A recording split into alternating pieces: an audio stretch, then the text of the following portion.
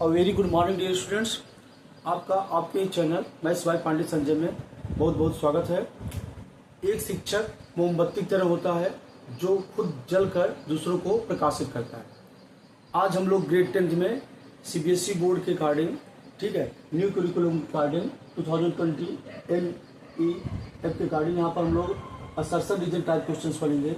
बहुत यहाँ देखिए इस तरह से ABCD करके 4 ऑप्शन दिए होते हैं। यहाँ पर both A and R, A for assertion हो जाएगा, R फॉर रीजन हो जाएगा। R true and R is correct explanation for A। यहाँ पर ऑप्शन B रहेगा both assertion and reason is true but reason is not correct explanation of A।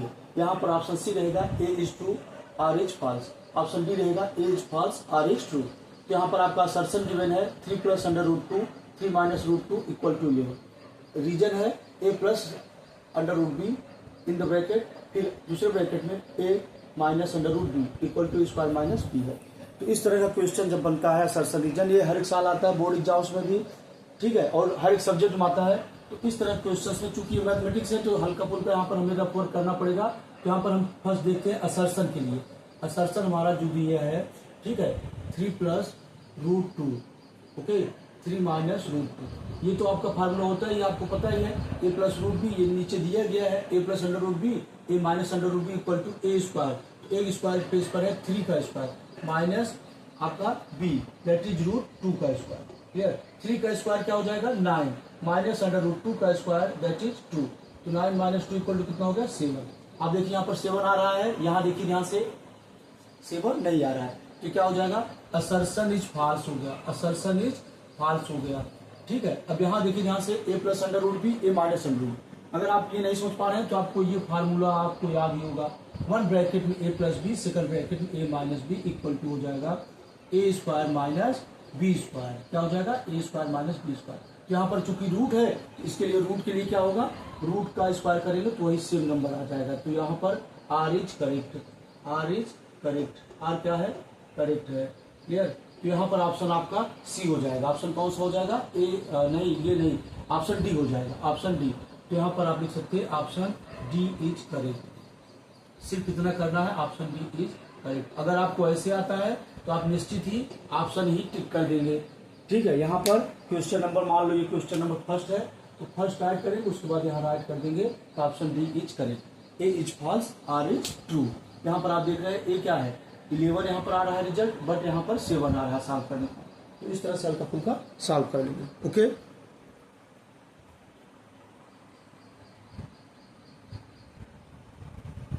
यहाँ पर देखिए एक और असर्शन इस तरह से, if P of x = x³ - x + 1 is divisible by G of x 2 - 3x। ये असर्शन हो गया। रीजन है if G of x divides P of x, अगर G ऑफ x डिवाइड हो जाएगा P ऑफ x से, then Px will the multiple of G of x। तो यहाँ पर हम देखते हैं G ऑफ x = आपका दे रखा है 2 - 3x। अच्छा, G ऑफ x = क्या होता है, जो डिवाइड करेगा वो 0 लिखना होता है। तो 2 - 3x = 0 हो गया। तो यहाँ पर 2 = हो जाएगा 3x। तो यहाँ पर 2/3 = हो जाएगा x। तो यहाँ पर P ऑफ 2/3 = राइट कर सकते हैं 2/3 का क्यूब, जहाँ जहाँ x लिखा हुआ वहाँ ये वैल्यू पुट कर देंगे, माइनस 2/3 + 1।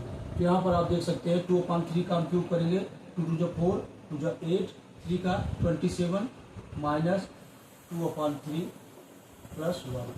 सबका एलसीएम लेंगे तो 27 आ जाएगा। यहाँ पर 8 माइनस, अब यहाँ पर 3 से डिवाइड करेंगे आ जाएगा 9 9 2 × 18 और यहाँ पर /1 कर लेंगे तो ये हो गया +27। यहाँ पर आप देख रहे हैं 27 + 8 कर लेंगे, ये आपका आ जाएगा 35 और -18 कर लेंगे /27। तो यहाँ पर 15 में से 8 जाएगा कितना आएगा 7। यहाँ पर बचा कितना 2 2 + 1 जाएगा 17। यहाँ पर देखिए यहाँ से ये कट नहीं रहा है, ये किसी टेबल में आएगा ही नहीं, ये कटेगा नहीं किसी टेबल में। 17/27 किसी के टेबल में कटेगा ही नहीं। तो यहाँ पर आप देख रहे हैं कि ये क्या हो जाएगा, ये फॉल्स हो जाएगा। यहाँ पर भी A इज फॉल्स हो गया। क्लियर? A इज फॉल्स हो गया। यहाँ पर जहाँ जहाँ x गिवन है वहाँ वहाँ क्या पुट कर देंगे 2/3। 2/3 का क्यूब करें कितना आ जाएगा, यहाँ पर 8/27 माइनस 2/3 + 1। तो इस सब कैसे लेंगे 27, यहाँ पर 8 आ जाएगा, यहाँ 3 से डिवाइड करेंगे 3 9 × 27 9 2 × 18 प्लस यहाँ पर 27 प्लस 8 करेंगे कितना आएगा, चाहे आप ठीक है ऐसे ही माइनस कर सकते हैं। ओके, तो 27 प्लस 8 करेंगे 35 माइनस 18, 35 माइनस 18 करेंगे 17 आ जाएगा। तो यहाँ पर ए इज फॉल्स हो जाएगा, तो इसका मतलब यहाँ पर भी क्या हो जाएगा, ऑप्शन डी ही करेक्ट हो जाएगा। ऑप्शन डी ऑलरेडी ठीक है, ए इज फॉल्स हो जाएगा। अगर यहाँ पर ये होता तो इस तरह से जी ऑफ एक्स डिवाइड कर देता पी ऑफ एक्स को, तो यह मल्टीपल्स हो जाता, तो आर करेक्ट हो जाता। चलिए एक पॉलिनोमियल से हम लोग और एक क्वेश्चन देखते हैं।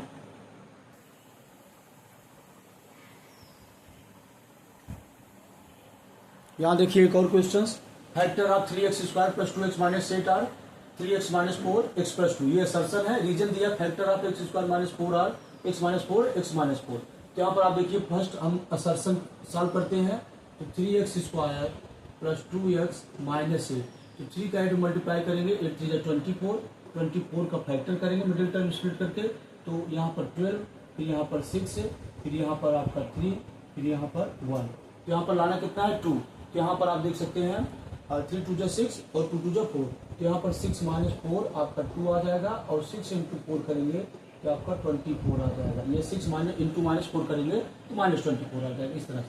तो 3x square plus 6 minus 4 into x minus 8, तो 3x square plus 6x minus 4x, और यहाँ पर माइनस 8, यहाँ पर 3x कॉमन हो गया दोनों में से, फर्स्ट टू टर्म में से, तो यहाँ बचा कितना x प्लस 2, यहाँ पर माइनस 4 कॉमन हो गया फर्स्ट लास्ट टू टर्म में से, तो यहाँ बचा x प्लस 2। यहाँ देखिए सेम ब्रैकेट सेम साइन के साथ दोनों, ठीक है, यहाँ पर x प्लस 2 दोनों में से कॉमन हो गया, यहाँ बचा 3x माइनस 4। यहाँ पर आप देख सकते हैं 3x माइनस 4 आगे पीछे हो जाता है, मल्टीप्लाई साइन है, कोई दिक्कत नहीं है। 3x माइनस 4 x प्लस 2, तो यहाँ पर ये क्या हो जाएगा, assertion A is correct. Assertion क्या हो गया, करेक्ट हो गया।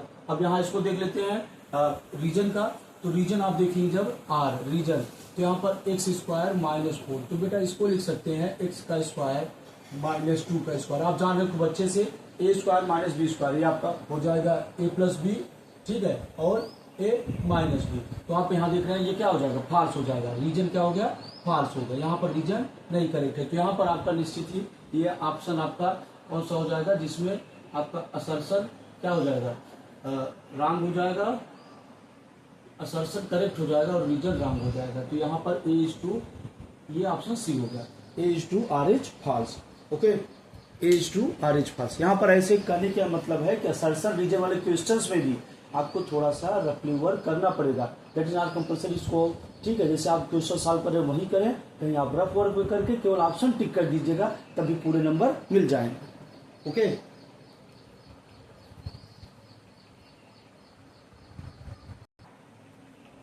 देखिए यहाँ पर दो क्वेश्चंस है असर्शन और रीजन के ही, ये आपको कोऑर्डिनेट ज्योमेट्री से है। आप इसको देखते ही, इसमें कोई ज्यादा सॉल्व करने की जरूरत नहीं है, देखिएगा सोचिएगा, उसके बाद आप इसको टिक कर सकते हैं। Point -8, 0 lies in the negative direction of the x axis.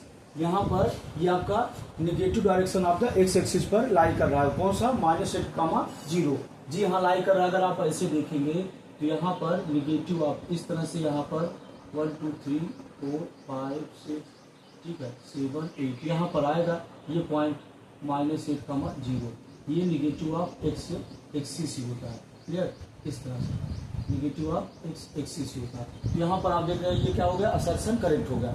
If x does not equal to 0 then y, x does not equal to x, 0। Reason भी आपका करेक्ट है, रीजन क्या है, करेक्ट है। यहाँ पर अगर y x इक्वल नहीं होंगे, x अगर इक्वल नहीं y के, तो ये भी क्या है, y x इक्वल नहीं होगा x y के। तो यहाँ पर आप देख रहे हैं जो ऑप्शन सही हो जाएगा, both A and R is true, but R is not correct explanation of A. यहाँ पर कौन सी बात हो रही है, यहाँ पर एक पॉइंट की बात हो रही है, लाई कर रहे हैं, लेकिन यहाँ पर ऑर्डर पेयर की बात हो रही है। तो यहाँ पर आपका हो जाएगा option B. Clear, option B, both assertion and reason is true but reason is not correct explanation of assertion. Clear, इस तरह से हो गया। अब यहाँ देखिए एक सेकंड क्वेश्चन भी है इसी में, assertion A, point 0,3 lies on x axis, 0,3 आप देख रहे हैं 0,3, एक्स तो ऑलरेडी 0 है, तो y इक्वल टू क्या है, 3 पर है, तो यहाँ पर y एक्सिस पर आएगा 0,3। अगर आप देखेंगे कुछ 1 2 3 यहाँ पर पॉइंट लाई करेगा, और ये कौन सा होता है, y एक्सिस होता है भाई, ये कौन सा होता है, y एक्सिस होता है। क्लियर, ये y एक्सिस होता है। तो ये गलत है, आपका असर्शन गलत है। The coordinates of origin are 0,0, लेकिन यहाँ पर देखिए ध्यान से असर्शन गलत होगा, ए इज फॉल्स। तो यहाँ पर अगेन आपका क्या हो जाएगा, ऑप्शन डी सही हो जाएगा, ऑप्शन डी सही होगा। कौन सा? लास्ट क्वेश्चन के लिए, लास्ट क्वेश्चन के लिए अगर ऊपर वाला देखेंगे तो ऑप्शन बी सही हो जाएगा। क्लियर? इस तरह से क्वेश्चंस आपके असर्शन और रीजन के बनते हैं। जहां पर जरूरत ना हो वहां पर कोई ऐसे सॉल्व करने की जरूरत नहीं है, रफ वर्क भी करने की जरूरत नहीं है। देखते ही आप आंसर जहां कर सके वहां कर दीजिएगा, लेकिन जहां पर आपको वर्क करने की जरूरत है, मतलब सॉल्व करने की जरूरत है, नीड है, वहां पर आप निश्चित ही नीड अगर है तो करिएगा सॉल्व। क्लियर?